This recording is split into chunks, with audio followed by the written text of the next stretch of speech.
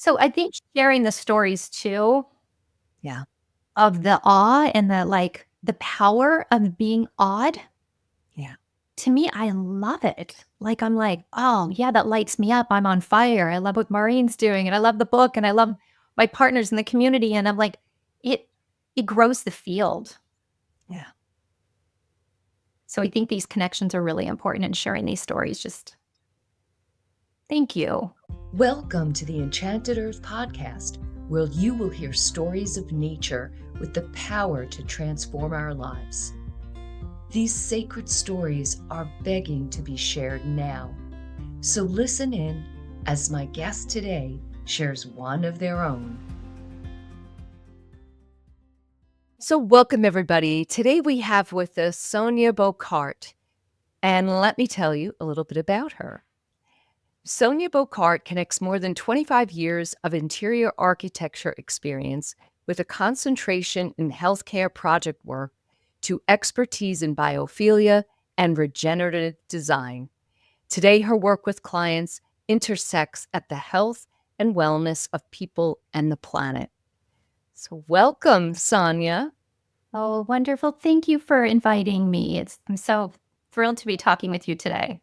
Well, it took a little while to finally get together, but we did speak a couple of years ago for the book, and I was really excited to include your stories in the book.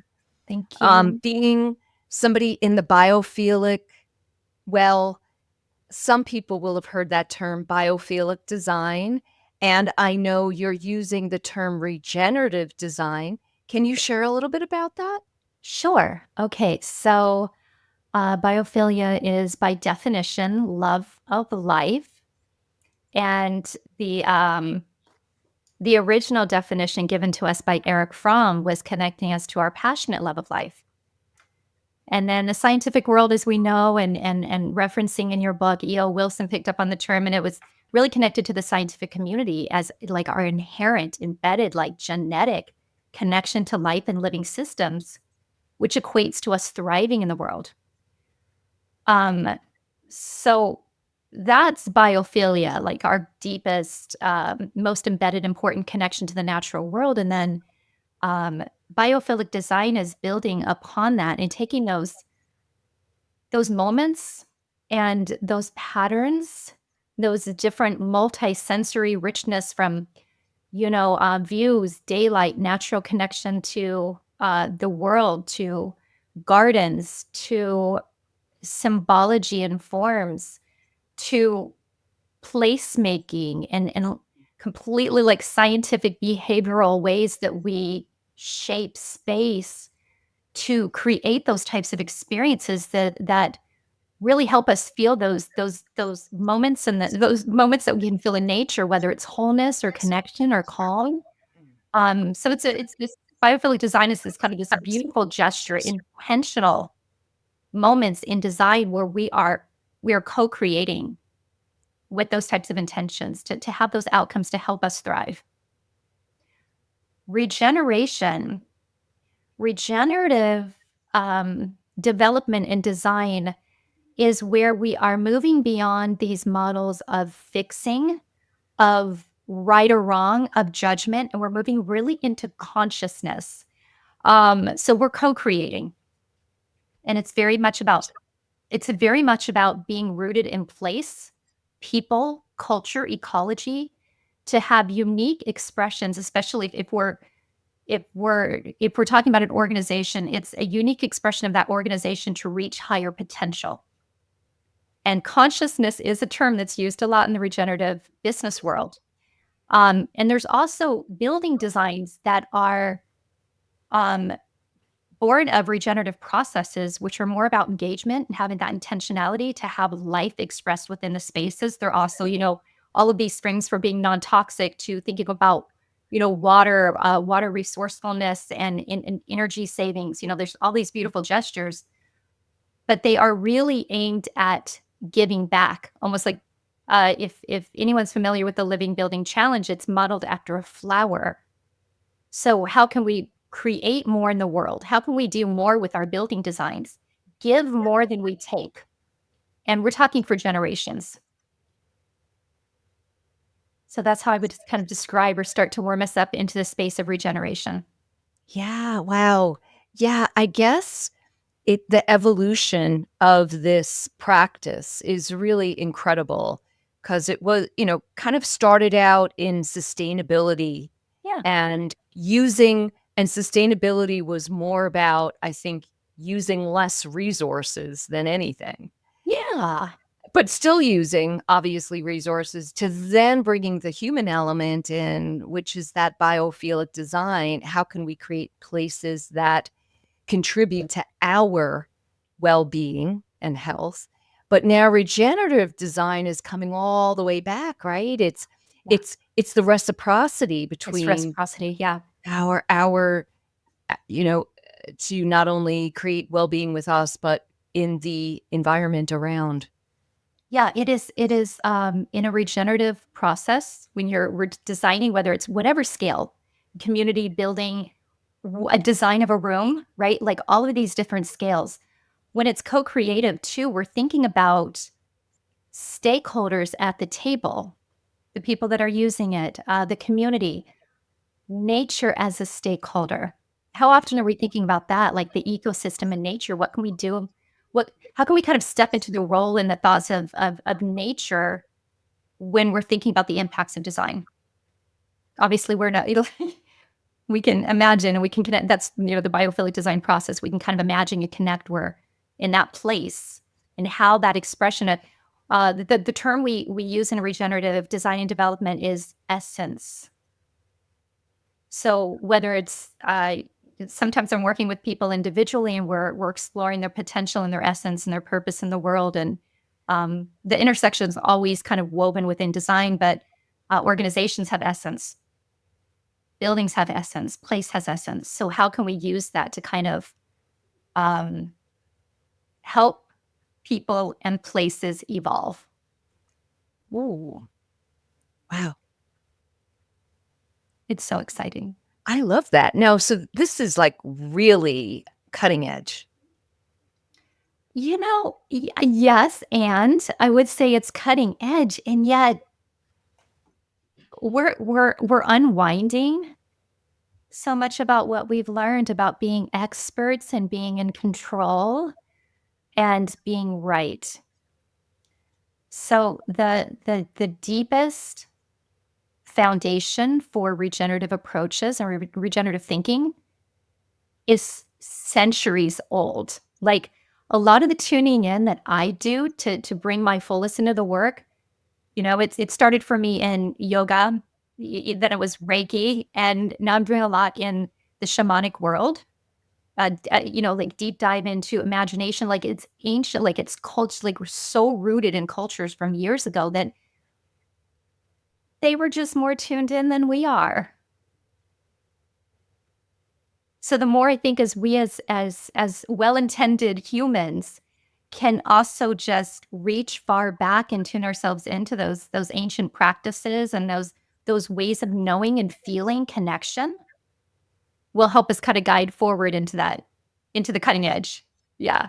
Yeah, yeah, and it just kind of reminds me because I'm involved with feng shui, and Mhm. I've always felt that biophilic design was like a modern cousin to feng shui in looking at, um, being in the environment and seeing how best to create spaces for everything to thrive. Yeah, Yes. Yes. I beautiful. love that. Yeah. Well, so I would love for you to share just a little bit about your childhood. In the book, we talked about it a little bit. Could you just share how your childhood was nature connected? I grew up on a farm, so I had like no other way of knowing. We had every animal you could imagine. Um, Days out in the fields and farms and chickens and cats and goats and horses and um, it was wild. I don't think I realized how wonderful it was at the time because, especially as a teenager, I was 30 minutes from the store, even from my friends. A lot of my friends like lived more in the inner city. So I was so anxious to get out. But I loved it. I think, some of my fondest memories are just watching my dad's connection to animals and that care. Um, that's just a beautiful thing to observe. I talked a little bit about that when we were sharing stories, and I was sharing a little bit with like even watching one of my yoga teachers working with someone in that deep care. Like, I don't know, there's something to me about observing um, people and people caring for others and people caring for animals. Like, I love that being the observer in everything. So like, it's funny. Those are some of my favorite memories. It's just my dad's connection to like, he had this goose that loved him and only loved him. His name was Horny. He had a little horn on. He was white. He was gorgeous. He hated the rest of us and he just adored my dad and would walk around following him, talking to him. And anyway, yeah, sacred, right? Wow. So Yeah, so that fun. that idea of observing, I mean, observing is important to learn how to be in this world. So tapping into that like superpower, I think, of observing and seeing how others are relating and then bringing that into your life, that's really beautiful. Yeah. Yeah. It's different for all of us, right? Like what wakes us up? Yeah. Yes, yes, and that is some of the questions I'm always curious, and I am sure you are as well. Always curious, and my curiosity is going down that path of why do some people recall these experiences, or do we all have these experiences? And if not, why do some people not have these So beautiful, sacred memories? that's a great thing to be curious about. I find in my workshops, so I quite often will work with different teams and especially when I'm working on projects that are, um, whether they're aiming for a certification or not, we have a gathering of connection around biophilic design. So really early on in the design process, being very intentional that we want to do more on this project. So again, from a regenerative approach, I have learned this is my value. This is what I believe in. I believe in the co-creation process. So I serve as a resource, and I come in and help people kind of gather around. And one of the first things we do is I don't pull out a book and show them the research on why biophilic design works. That's second. The first thing I do is I help them tune in to the shared connection we all have with the natural world. So I do that in a really deeply personal way. I ask people to get vulnerable and share. And depending on whether it's like I've had projects like homes where it's been smaller design teams, like maybe 8 to 10, to like university projects, like for Georgia Tech, where it's 60 to 70 people in a room. Wow. We're doing kind of the same type of thing. It might be a little bit different. I've I've heard nothing but really beautiful stories from people sharing some ways that they've connected. Just like that same thing, like what was your childhood? But it's like, what have you connected to recently? Or take us back sometime. So what is one of the questions that you share to get the, So, it really depends, but quite often there's a visualization. So I try to get people out of their heads and out of their, I mean, it's the same thing if you were going to a meditation or a yoga class. It's we're moving towards the right brain. We're moving towards the prefrontal lobe. We're disconnecting with everything we think we know. We're trying to get people to a really open and co-creative place in their thinking and in their body. So by opening up and sharing some stories or a story, it's usually really simple. I try not to make things complex, but just like really like wake up. Remember you've had this, you know this. We all had it at a different capacity. And then sharing that. And usually it's just shared in like a conversation, a partner, and then there'll be a few highlights that are shared with the whole group. And it's like, Oh, wow, we do know this. Why have we forgotten this?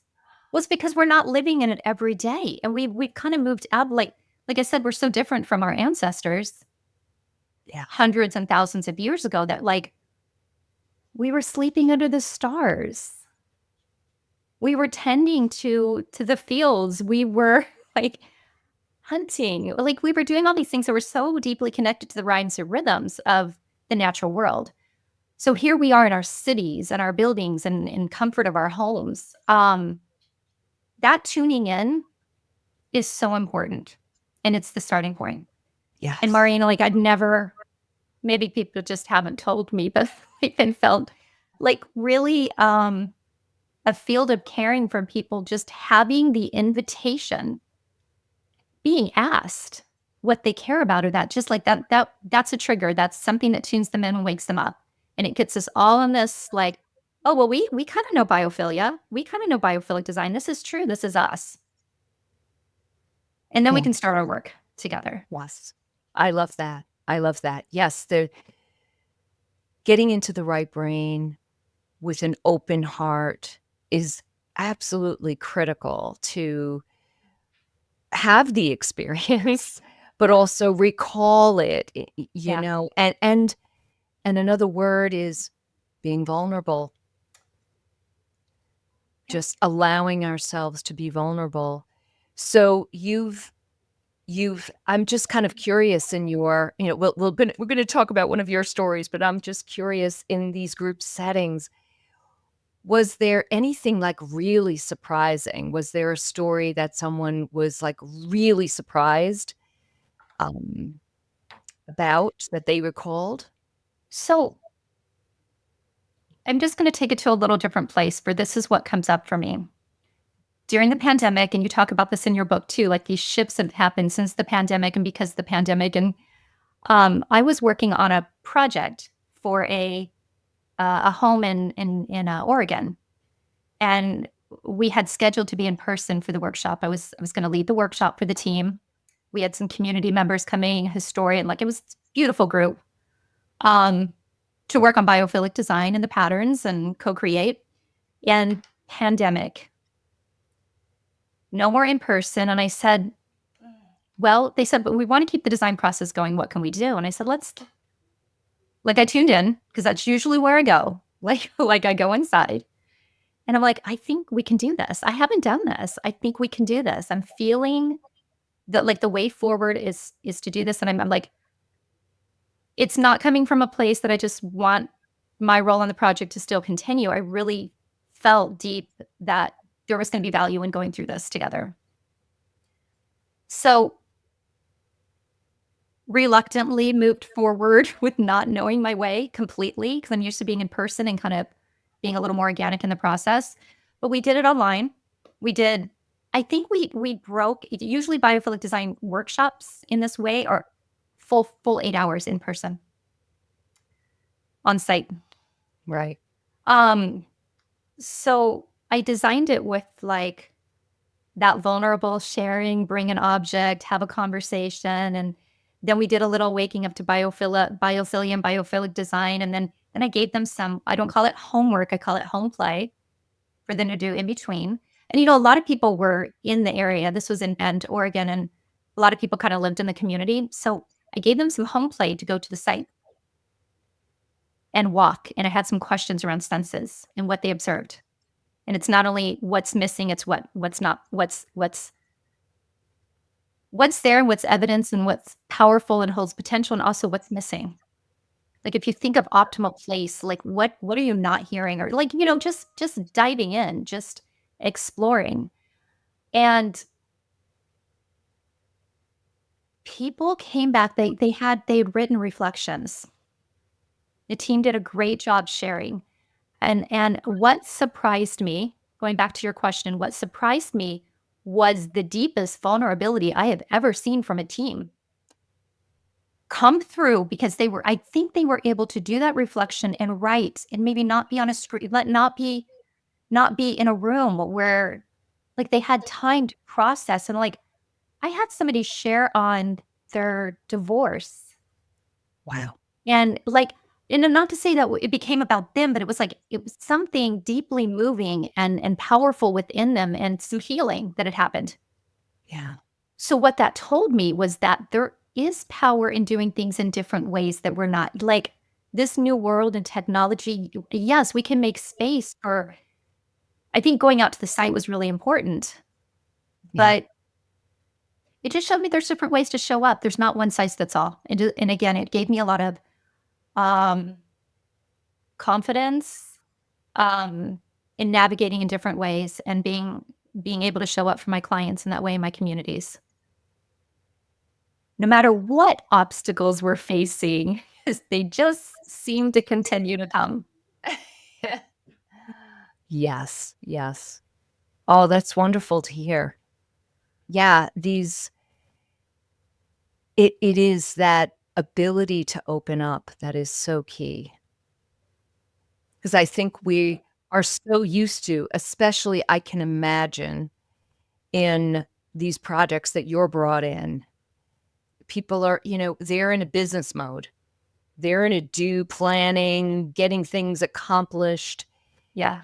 And it's really interesting to kind of give them permission to drop all of that and just be a human being in the moment. And I'm sure, I know that you are gifted to give people that space and others like you to really be a guide into that, to feel safe and Yeah, yeah. and I think we all have that within us in different ways, like within our essence and how we express and how we serve. I remind myself when I have those moments of questioning or doubting. Maybe I'm tired, I don't know, but I remind myself I'm in service. When I think about me, being in service, it takes me out of the ego with this whole like game called life. But I think we all have it. It's just Yes. what are our expressions? How do we serve? How do we support one another?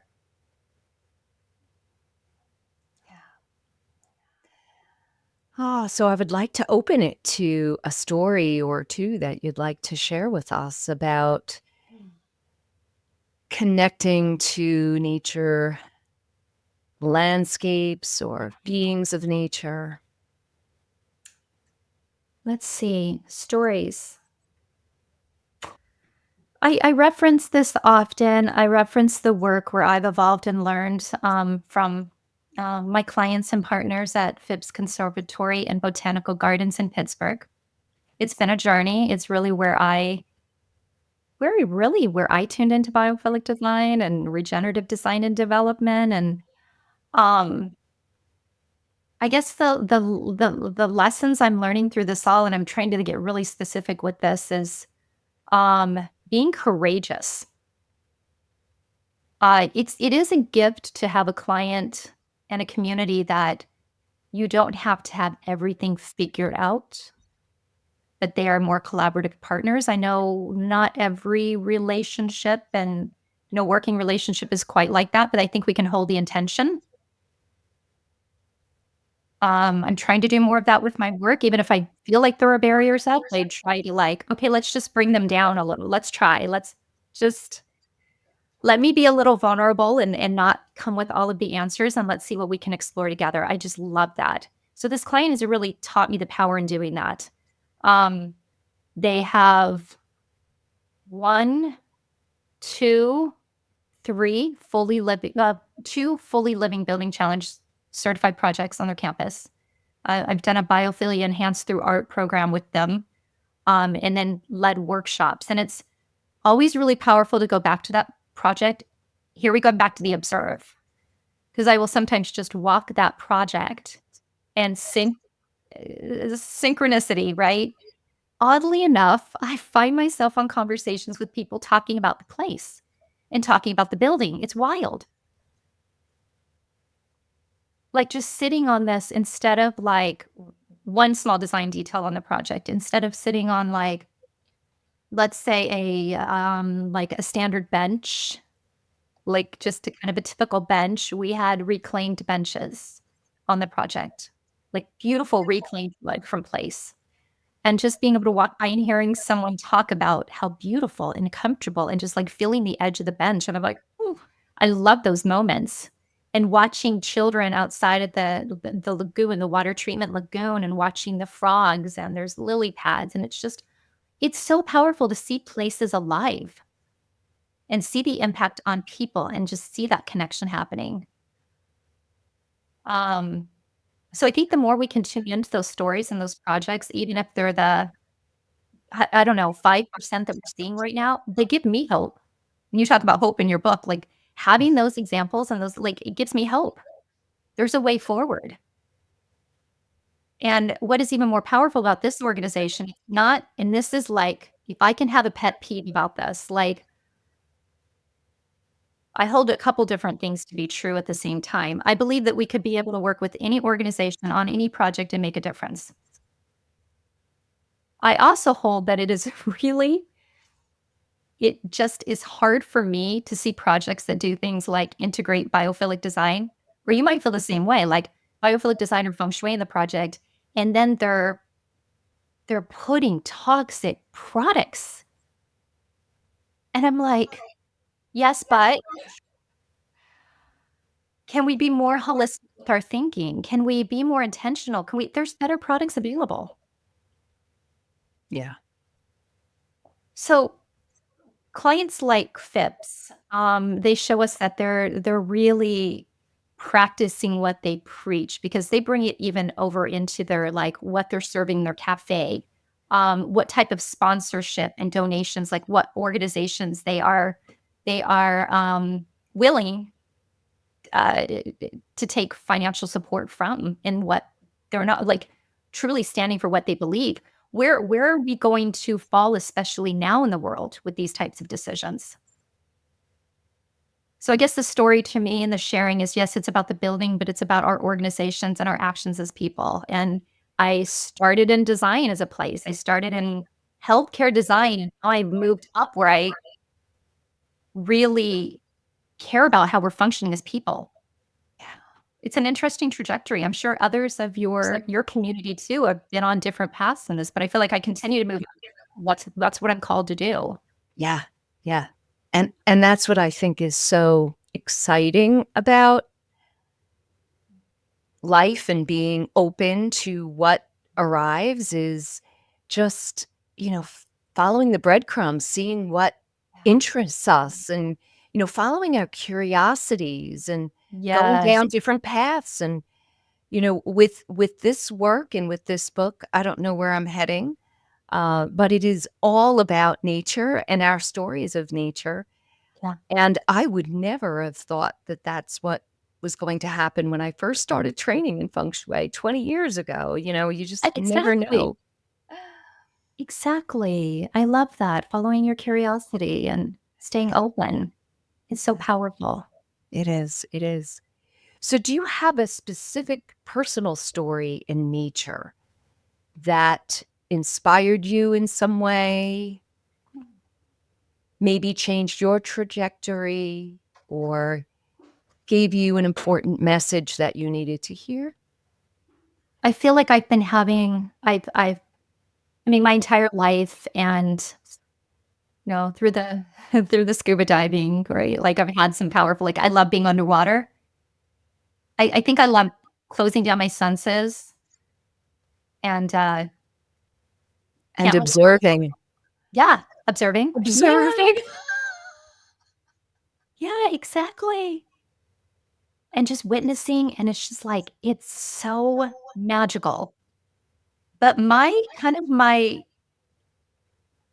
I've been fortunate to feel like I'm opening up and opening up and opening up, where I can, and this hasn't just been spending time with nature.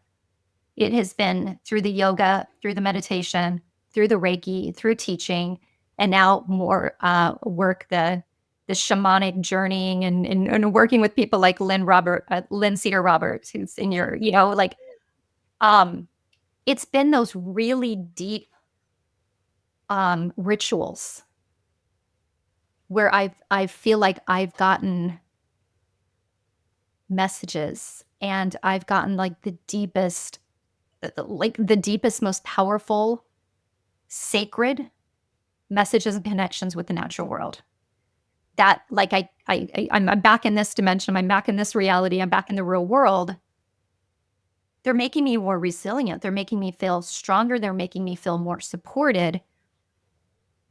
Where now I can just, if I'm feeling like I've had enough of being on Zoom calls for 3 hours, first thing I'm going to do is I'm going to step outside, and of course I'm going to breathe, and I'm going to just find a pattern. And I can recover in about a minute because I'm building that muscle isn't quite right. You know what I mean though, right? Yes, I think when you're really conscious Yeah. about Better. centering Yeah. and you're present, you're showing up. I think that's where magic happens. Yeah, we can go on forest bathing and that's beautiful, and we can do, a weekend retreat, and that is awesome. But if we can just take a few minutes and be Yeah. really conscious and mindful, I think we can recharge like The recharge. Yeah. whew. And it does it like, so, some might have these like instant experiences like that wake them up, like you described, that you write about. And then I feel like there are these like little that are building, just like, even Dr. Stephen Keller talked about it. Like, we need to nurture that. We need to nurture our beautiful multisensory like remind ourselves of that connection. That takes intention. And I'm constantly experimenting. Can you share a particular story of opening up? Well, I think on a really easy to understand way, I would say that I know when I need the ocean. So I'm about 5 hours from the coast. I just know when I need to go, and that it just fills me up. That fills up my strong nature battery. That's like a big hit for me. So I've been aware of that. Um, and I live here in the desert. I'm in Phoenix. I love the desert. I think it's stunning. I go to the Desert Botanical Garden. I get filled up in different ways. So I do have that practice, but again, the ones I hold, like the ones that I feel are healing me on, not only healing me on profound levels, um, but also giving me resilience. Like, it's really important to me right now with the political climate and all the changes and the uncertainties and the division. I need to keep my center. If I'm going to be in service, if I'm going to be amazing to my family and to the world and to my communities and to my clients, I want to keep my center. I want to, and then not to say I'm going to have vulnerable moments and certain certainty. I'm not saying I know where things are going, but like I'm working really hard to keep my center. And nature does that, but like yoga, the meditation, doing even simple like guided journeying, like what nature element is calling to you. Do they have, like there's so many resources for it. Um, but what are those messages from beyond? And that, like a lot of like that spiritual aspect is going to look different for different people. Um, but for me, I love tuning into it and just filling myself up with knowing there are things that we can't see and we can't fully understand. There are ways that we can be fully supported. And a lot of that is coming like from visions and these beings and plant beings and water beings, and like again back to that mystery and that curiosity and that sense of awe. Incredibly powerful. Do you have a specific story that you would feel vulnerable enough to Oh. share? So I would go back, and I probably like the one that's clearest in my mind is, this experience I've had scuba diving. And originally, as I shared with you, I was not fully into it when I first started. It was hard for me. I was like, what? I can't breathe. I can't like, I remember almost at one point wanting to give up. My husband was like, you can do it. And I'm like, can I? But I kept, And one of our first trips was going up the coast of Maui, Molokini Crater, diving on the inside of it. No, it was Lanai. And that was kind of hard diving when we had like 15 dives under our belt. We were living in Southern California at the time. So, like, there was a lot of fear. And here we are going diving, and I'm just showing up. I'm just like, he said I can do it. I think I can do it. I'm like, okay. And I remember going out to Lanai, and I like being underwater. Here comes the dogs. They're so rude. They push up from the door. Being underwater, we're like 40, 50, 60 feet.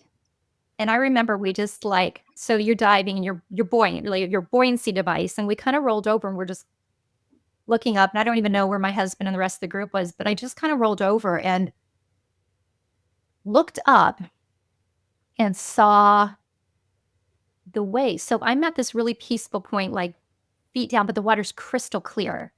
And you could see the surface where the waves were coming and hitting rocks. And I'm just floating there beneath it, watching this thing, like, talk about transcendent and talking about feeling like, it kind of woke me up to these, like, feeling different things at once. And the fear kind of fell away. The fear wasn't there. But the peacefulness of the water hitting the rocks and the power, it's almost like you can feel everything in one instant. And I hold that to be true even now, even in my human experiences and my work. And I was like, it is kind of amazing, like that analogy of like the peace and the calm. Even maybe in some of the meetings I was in this morning, there was peace and calm, and there was this like alignment, and then there was disruption, and there was power, and we're growing and we're evolving. Because I think I used to come from this mindset that everything had to be peaceful and harmonious and just settle everything down and make our way. It's like, that's not real. And that's not how we're going to really grow. There will be these moments of smoothing the diamond. Are we all diamonds? Smoothing the diamonds, So that's a beautiful, like, that was a moment for me. And I also felt like I overcame a lot of fear and just kind of felt peace. And then from then on, it was like I was hooked, loved it, addicted. And then he got me into night diving, and then I was scared all over again. Wow. Yeah, that transcendence where you feel almost out of body, or that you're not in a body. Oh, yeah. Your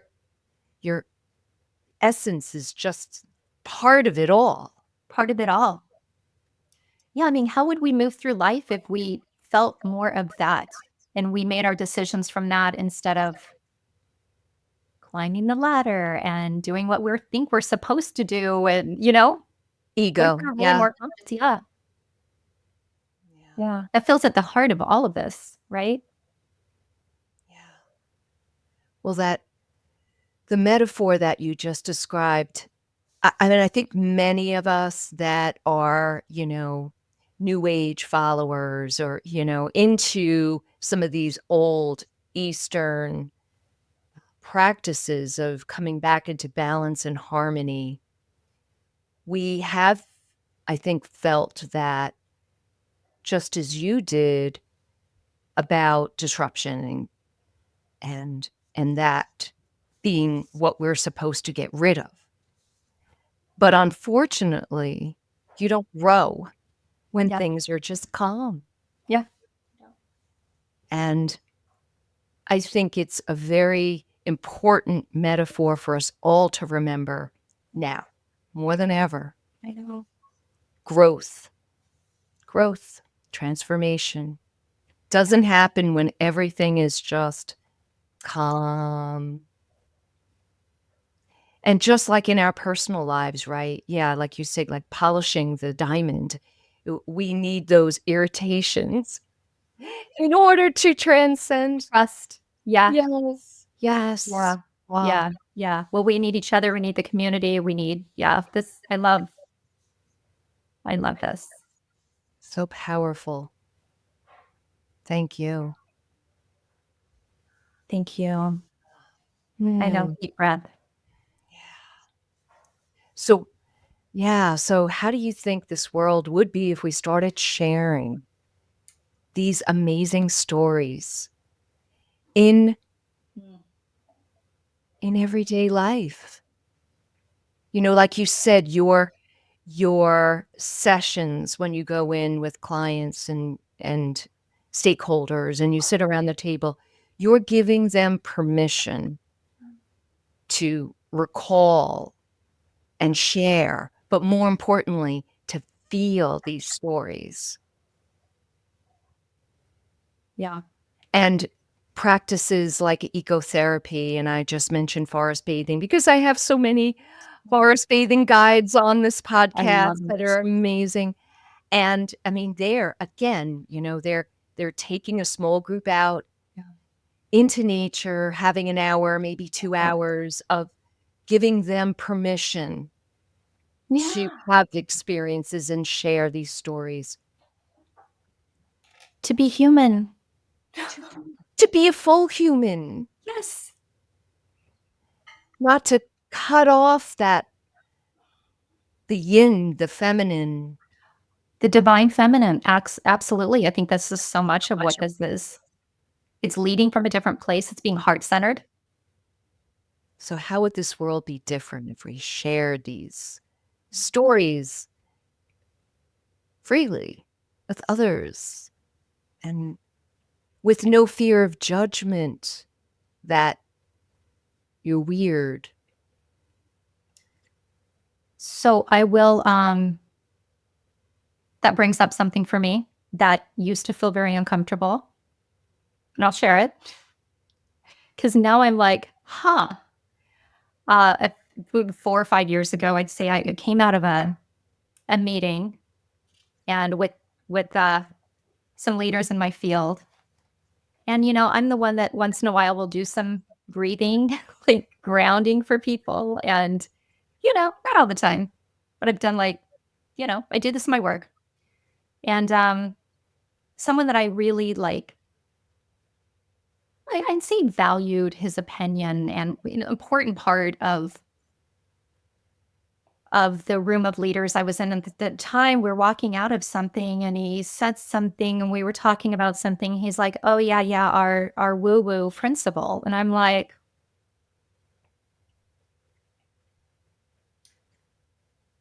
okay. Okay. That didn't feel so good. Um, it didn't feel like a very good moment. It didn't feel like it felt derogatory, negative, judgmental. Like, let me just lay that out. Um, I have learned now.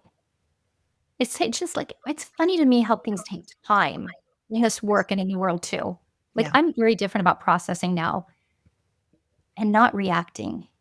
I've never been a super big reactor, but I'm learning that beautiful the beauty of time.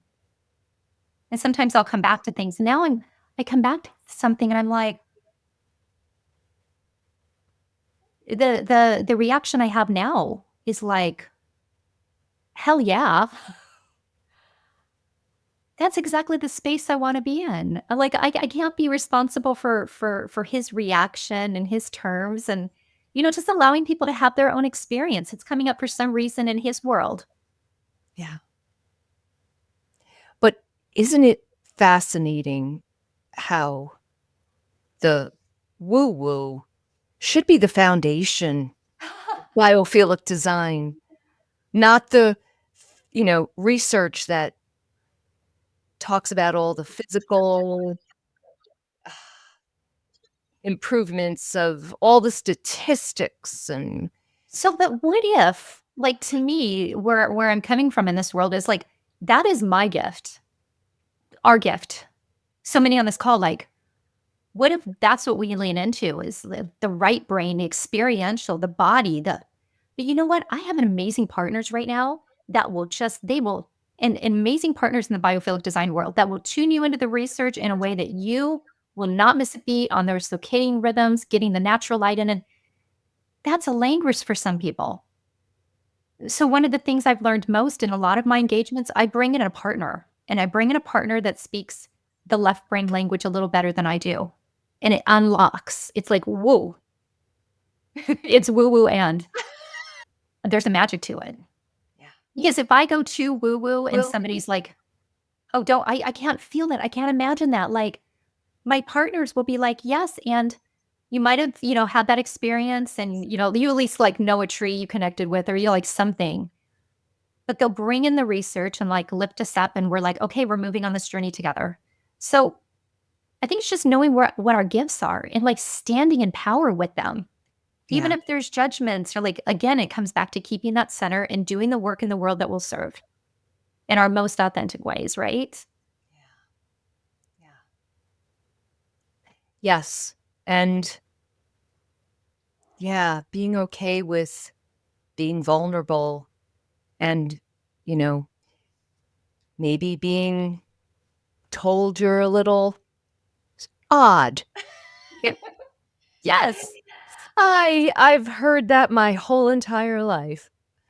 So it's, it's my superpower now. Yes. So I think sharing the stories too Yeah. of the awe and the power of being odd, Yeah. to me, I love it. Like, I'm like, oh, yeah, that lights me up. I'm on fire. I love what Maureen's doing, and I love the book, and I love my partners in the community. And I'm like, it it grows the field. Yeah. So I think these connections are really important, in sharing these stories. Just thank you. Yes. Yes. Yes. And I'm just curious, when you do these roundtables, do you share stories too? To help, maybe, do you find yourself needing to kind of start by sharing something? I used to not do that, and not because I just didn't want anything to be on me. I wanted the work to be in their field, and like I'm the resource. I'm bringing everything together, but I'm just, yeah. But my last one I did in December, I did start the share. I just, like, again, that's my tuning in. I did a lot of like work on my, so I can tune into it, so I know how to navigate through things. And I just felt like, okay, I need to start here. And I had a partner with me, and she shared, and then it just like it was awesome. It was great. So I never do anything the same.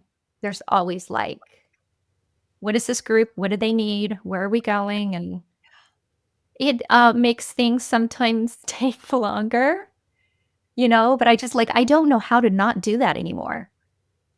The work does not feel alive to me if I'm too Right. rigid. Right. Right. I mean, I just had that experience this weekend where I was teaching a class and I got up feeling a little grumpy.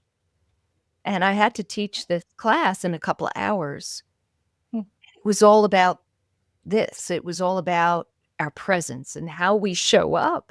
So Yeah. I'm like, and I looked out the window and there were a family of deer eating. And I just sat there and watched them.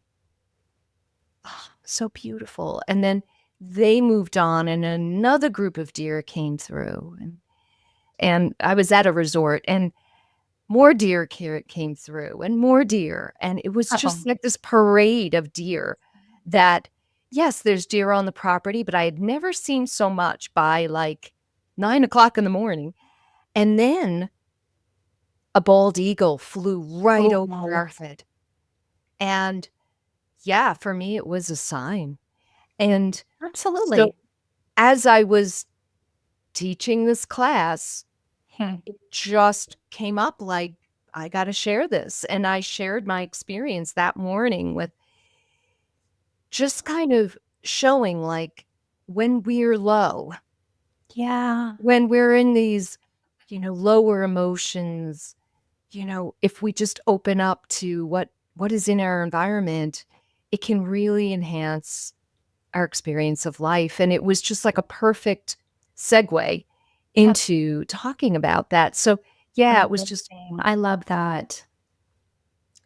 and even writing the book, I'd get in a place where I'd feel a little stuck and go out for a walk, and then all of a sudden I'd have an experience, and I'm like, that is a metaphor for what I'm doing right now. Your Hmm. our capacity to receive is always there. We just have to open to it. Yeah. Powerful.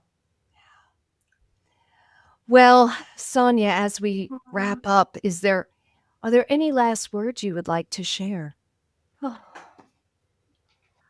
I've mentioned this. The world is a lot right now. I think I feel in my communities and in my my studio, my coworkers, my clients, like it's a lot, and I think there is like, what do we do? What do we do with it? How do we navigate through it? How do we stay out of the fear? I think the simplest thing is finding those moments for ourselves. And I'm even thinking about this like with my teams, like what can I do to just be a little more intentional about bringing the natural world or bringing them into the natural world, like just a little more sweetness. It doesn't have to be these big gestures. I'm going into studio tomorrow. I think I'm going to bring some flowers. Like, I don't think we need to overthink it. I think we need to do the best we can to care for one another, care for ourselves. Like, maybe even just leaning a little more into self-care and care for those around us. And I would even say for myself, it's having a practice. For me, a lot of times it's meditation, just having those practices, awareness of thoughts when I'm feeling more decisive, when I'm feeding into the fear or hate or judgment, just to pull back to my center and try to move from the best place I can. So that's what I would just like to share, is that invitation and love to everyone to find more sweetness and to spread it in the world. Be the light, right? Yes. Oh, yes. Yeah. Those are such beautiful words to close with. Thank you so much, Sonja, for being on here. I truly enjoyed it. Thank you for the conversation and all you're doing in the world and your community. Oh, thank you. Thank you. And for those of you who are watching or listening, please like, share, subscribe, and most of all, comment. I would love to hear how this has touched you or anything that is brought up for you. So, yes, so thank you, everybody, and have a beautiful day. Thank you for being a part of the Enchanted Earth podcast. Comment below, share, and most of all, please hit the subscribe button so that you'll hear when we publish another inspiring episode. You can visit us at luminous-spaces.com for more information on our online courses, retreats, and offerings. Thank you and have a magical day.